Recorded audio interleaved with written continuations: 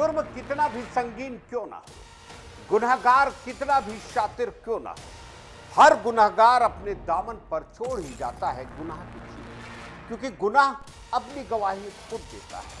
आप देख रहे हैं शकील साजिद के साथ गुनाह के छींटे। नमस्कार।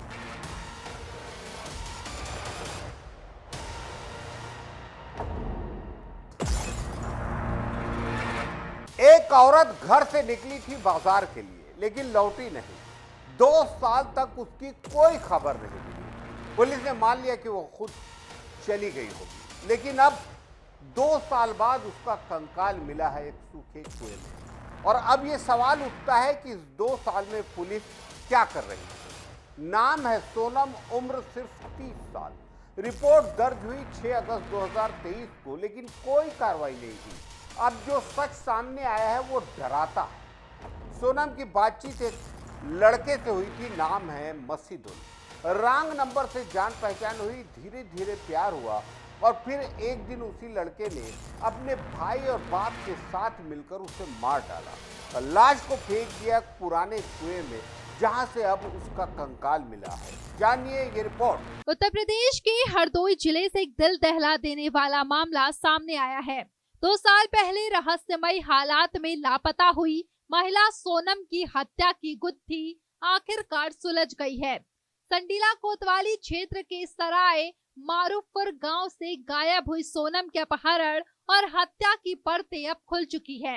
इस पूरे हत्याकांड के पीछे एक प्रेम प्रसंग छुपा था, जिसे अंजाम दिया गया बेरहमी से, और अब 2 आरोपी सलाखों के पीछे हैं, जबकि मुख्य साजिशकर्ता पुलिस की पकड़ से बाहर है। बता दें कि 6 अगस्त 2023 को सोनम के ससुर गंगाराम ने संडीला कोतवाली में अपहरण की रिपोर्ट दर्ज कराई थी। बताया गया कि सोनम घर से बाजार जाने के लिए निकली थी, लेकिन फिर वापस नहीं लौटी।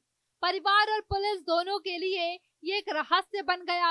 लगातार 2 साल तक जांच चली, लेकिन नतीजा सिफर रहा।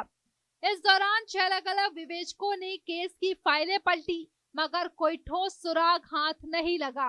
पुलिस मानकर चलती रही कि महिला अपनी मर्जी से कहीं चली गई है, लेकिन वक्त बदला और केस को प्राथमिकता की सूची में डाला गया। जून 2025 में जब यह मामला सीओ संतोष कुमार सिंह को सौंपा गया, तो तकनीकी जांच का रुख अपनाया गया। मोबाइल डेटा, कॉल डिटेल और लोकेशन ट्रेसिंग से चौंकाने वाले खुलासे सामने आए। सोनम की आखिरी लोकेशन माधोगंज थाना क्षेत्र के जेहदीपुर गांव में पाई गई, जहां रहता था मसीदुल, वही शख्स जिस पूरे हत्याकांड का मुख्य आरोपी है। जैसे जैसे जांच आगे बढ़ी, पुलिस ने मसीदुल के पिता अयूब और उसके भाई समीदुल को हिरासत में लिया। पूछताछ में जो खुलासा हुआ, उसने हर किसी को चौंका दिया। दोनों ने कबूल किया कि 8 अगस्त 2023 को तीनों मसीदुल, समीदुल और अयूब ने मिलकर सोनम की गला दबाकर हत्या कर दी थी। हत्या के बाद शव को गांव के बाहर झाड़ियों के बीच एक सूखे कुएं में फेंक दिया गया। पुलिस जब आरोपियों की निशानदेही पर उस कुएं तक पहुंची, तो सबसे पहले नजर पड़ी एक अजगर पर। फौरन वन विभाग को बुलाया गया, अजगर को बाहर निकाला गया और उसके बाद कुएं से जो मिला वो सबूतों की कड़ी बन गया।